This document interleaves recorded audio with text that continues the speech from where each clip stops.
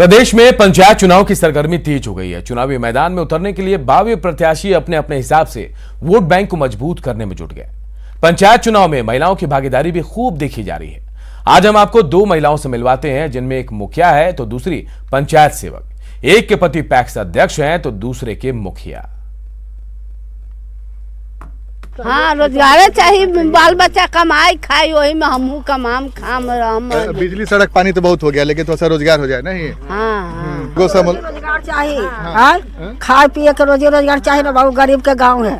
तो मतलब इस बार मुखिया जी से कहिएगा वोट तबे देंगे जब रोजगार। मुखिया जी से मुखिया देना नहीं ना। क्या मुखिया जी, तो इस बार उम्मीद है कि अगर आपको मौका मिलेगा तो आप गांव में रोजगार की व्यवस्था कराएंगे? इस बार रोजगार की व्यवस्था हम कराएंगे। बहुत प्रयास रहेगा मेरा कि सरकार से जितना फंड ला करके और लोगों से बैंक से ऋण दिलवा करके किसी भी स्थिति में यहाँ के लोग बाहर नहीं जाएं।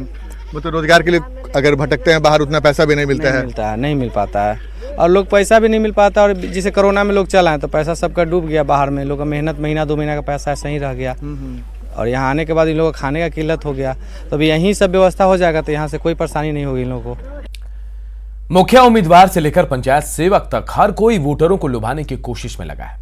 इस बार मुखिया जी वोट सिर्फ विकास के नाम पर ही नहीं मांग रहे हैं, बल्कि वोटरों से ये वादा जोर शोर से कर रहे हैं कि अगर उन्हें मुखिया चुना गया तो वो गांव और पंचायत में भी रोजगार की व्यवस्था करेंगे।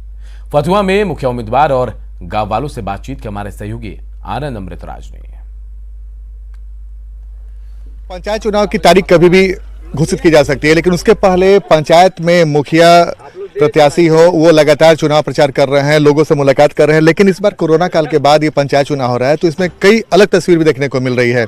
हर बार अमूमन होता ही है कि विकास के नाम पे मुखिया जी जनता से वोट मांगते हैं, लेकिन इस बार उन्होंने थोड़ा सा बदल दिया है प्रचार का तरीका। और इस वक्त हम आपको एक तस्वीर दिखा रहे हैं, फतुहा के एक गाँव की तस्वीर दिखा रहे हैं जहाँ पे मुखिया उम्मीदवार हैं। पहले आप अपना नाम बताइए। राजू कुमार।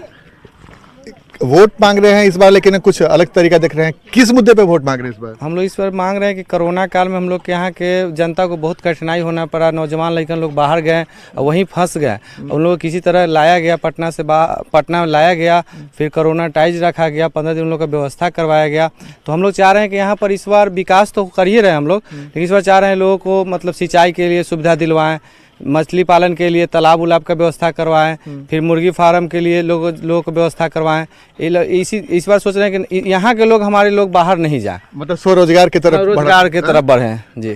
क्या ये कैसा है योजना ये मुखिया जी का? ये ठीक है, ये चलेगा, वोट मिलेगा इस नाम? हाँ, मिलेगा सर, मिलेगा। तो आप लोग को कितनी दिक्कत होती है जब गाँव, अच्छा यहाँ इस गाँव से कितने लोग बाहर गए हैं कमाने?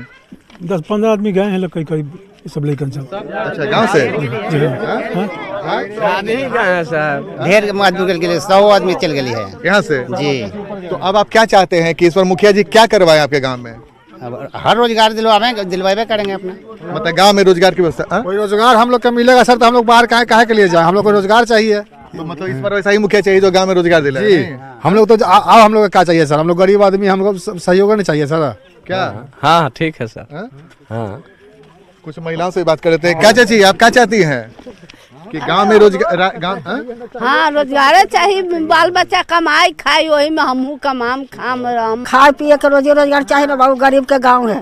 तो मतलब इस बार मुखिया जी से कहिएगा वोट तबे देंगे जब रोजगार। मुखिया जी से मुखिया देना नहीं ना। देखिए बिल्कुल, तो देखिए अब आपको तस्वीर दिखा रहे हैं और चुनाव प्रचार का तरीका भी दिखा रहे थे। इस बार जो भी मुखिया प्रत्याशी हैं उन्होंने विकास के साथ साथ गांव में रोजगार की व्यवस्था की, और सरकार की तरफ से कई योजनाएं भी चलती है। जाहिर सी बात है, सरकार की तरफ से कई योजनाएं भी चलती हैं। उस योजनाओं को जमीन पर उतारने में सबसे प्रमुख भूमिका किसी की रहती है तो वो है मुखिया जी। क्या मुखिया जी, तो इस बार उम्मीद है कि अगर आपको मौका मिलेगा तो आप गांव में रोजगार की व्यवस्था कराएंगे? इस बार रोजगार की व्यवस्था हम कराएंगे। बहुत प्रयास रहेगा मेरा कि सरकार से जितना फंड ला करके और लोगों से बैंक से ऋण दिलवा करके किसी भी स्थिति में यहाँ के लोग बाहर नहीं जाएं। मतलब रोजगार के लिए अगर भटकते हैं बाहर, उतना पैसा भी नहीं मिलता है। नहीं मिल पाता है, और लोग पैसा भी नहीं मिल पाता। और जैसे कोरोना में लोग चला है तो पैसा सबका डूब गया बाहर में। लोग का मेहनत महीना 2 महीना का पैसा ऐसा ही रह गया, और यहाँ आने के बाद इन लोगों को खाने का किल्लत हो गया। तो अभी यहीं सब व्यवस्था हो जाएगा तो यहाँ से कोई परेशानी नहीं होगी इन लोगों को। तो देखिए इस बार मुखिया के चुनाव में ये नया रंग देखने को मिल रहा है, और जाहिर सी बात है अगर स्वरोजगार की तरफ गांव अगर मुड़ा, और उसमें मुखिया की सबसे बड़ी भूमिका होती है। अगर मुखिया ने गांव में रोजगार की व्यवस्था करा दी तो न सिर्फ गांव में बदलाव हो जाएगा बल्कि आर्थिक रूप से भी गांव समृद्ध हो जाएगा। तो जाहिर सी बात है, पंचायत चुनाव का ये रंग वाकई काबिल तारीफ है कि अगर कोई भी मुखिया उम्मीदवार अपने गांव में रोजगार की व्यवस्था के बात कर जनता से वोट मांग रहे हैं। कैमरामैन सुबोध के साथ आनंद अमृतराज, न्यूज 18 नेटवर्क, फतुहा। समस्तीपुर के एक मुखिया ने मनरेगा योजना के तहत अपने प्रयास से न सिर्फ असंभव लगने वाले नहर का निर्माण कराया, बल्कि अपने गांव की बड़ी आबादी को पलायन करने से रोकने में भी वो कामयाब रहे। देखिए भारत सरकार से पुरस्कृत इस मुखिया की कहानी गांव के लोगों की जुबानी है। सुधार लाने में ये काफी हद तक सफल रहे।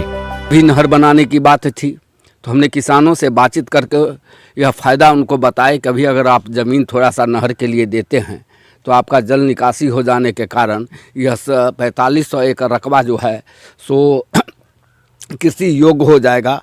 और हमारी बात को सुनते हुए वह किसान भी सहमति दिए और सहमति देने के बाद इस डुमरदह चौर के लगभग 7 किलोमीटर में नहर का निर्माण कराया गया। मुखिया जी के प्रयास से हरपुर बोझा पंचायत के मजदूरों को अब गांव में ही रोजगार मिल रहा है और किसानों की आय में भी बढ़ोतरी हुई है। हम लोगों के खेती का मुख्य भूमि इसी डुमरदह चौड़ में है। पहले यहाँ की सारी भूमि या तो पानी से डूबा रहता था या पूरी तरह सूखा रहता था।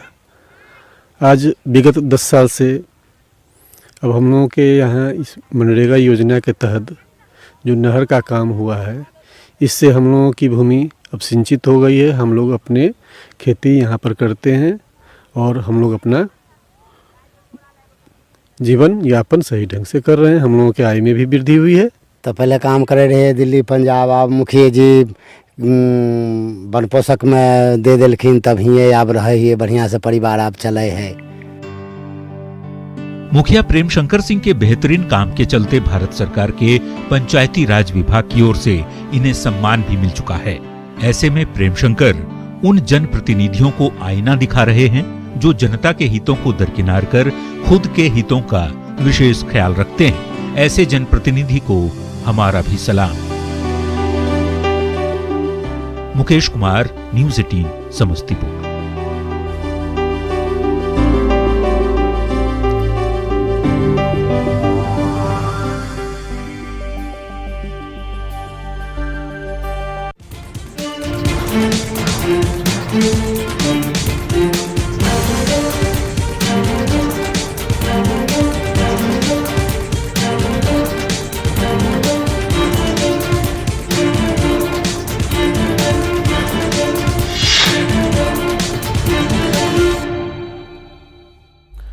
और बिहार में आज से 6ठी से लेकर 8वीं तक की क्लास शुरू हो गई, लेकिन गोपालगंज के तकिया याकूब मिडिल स्कूल में करीब 11 महीने बाद स्कूल खुलने पर ना तो शिक्षकों में उत्साह दिख रहा था और ना ही छात्रों में। तय समय तक 6ठी क्लास का कोई छात्र स्कूल नहीं पहुंचा। हैरानी की बात तो यह कि 10 शिक्षकों में से मात्र 3 शिक्षक स्कूल पहुंचे थे। जायजा लिया हमारे सहयोगी मुकेश कुमार ने। कोरोना काल में एक लंबे अंतराल के बाद आज बिहार के जो स्कूल हैं उन स्कूलों में 6वीं क्लास से पढ़ाई शुरू कर दी गई है। और अभी हम गोपालगंज सदर प्रखंड के तकिया याकूब गांव में हैं और यहाँ पर तकिया याकूब का ये हाई स्कूल का मिडिल स्कूल है और यहाँ पर भी 6वीं की पढ़ाई जो है आज से शुरू होनी थी, लेकिन अभी हम स्कूल में आए हैं और आप देखेंगे कि अभी तक जो है यहाँ पर एक भी छात्र नहीं आए हैं। और यहाँ पर एक टीचर हैं, कुछ रसोइया हैं यहाँ पर, और अभी कोई छात्र नहीं पढ़ने के लिए आया है। चूँकि कोरोना काल को लेकर एक लंबे तरह के बाद स्कूल खुला है। आप देखिए कि ये स्कूल का ये कार्यालय है, कार्यालय खुला हुआ है यहाँ पर, आप देखें यहाँ पर। और सोशल डिस्टेंसिंग को लेकर के मास्क, ग्लव्स का जो कोरोना का जो गाइडलाइंस है उसको फॉलो करने के लिए जो है यहाँ पर सरकार ने निर्देश दिया था। उसके बाद जो है यहाँ पर देखिए, यहाँ पर एक मैडम है यहाँ पर स्कूल में आई हुई हैं और इनसे भी बात करते हैं। और कोई छात्र नहीं है, पर हम आपको स्कूल तस्वीर दिखाएंगे। देखिए पूरा ग्राउंड खाली है और इसे कोरोना का डर कहें या फिर जानकारी का अभाव, एक भी छात्र यहाँ नहीं पहुँचे हैं। टीचर हैं तो सिर्फ 2 ही टीचर यहाँ पर मौजूद हैं। ये जो स्कूल में आज से स्कूल शुरू हो गया है, लेकिन कोई छात्र नहीं पढ़ने आया है, मतलब उनको जानकारी दी गई थी या फिर जी सबको बताई गई जी जी। तो कोई छात्र नहीं आया अभी तक जो है, अभी तक तो नहीं आया। और कितने टीचर हैं यहाँ पर? यहाँ 10 टीचर हैं। 10, लेकिन 2 ही स्टाफ आए हैं केवल यहाँ पर, और बाकी स्टाफ को जानकारी नहीं थी या फिर नहीं? सब लोग आएंगे, अभी सब लोग आएंगे। 10 एक स्टाफ आई है जिसका नाम रोशन आड़ा है और फिलहाल छात्र नहीं आया यहाँ पर। अभी छात्र अभी फिलहाल हम संपर्क कर रहे हैं, कुछ का मोबाइल लग रहा है, कुछ का। छात्र आते भी तो पढ़ाई कैसे होती जब टीचर ही नहीं आए हैं तो? जी सर,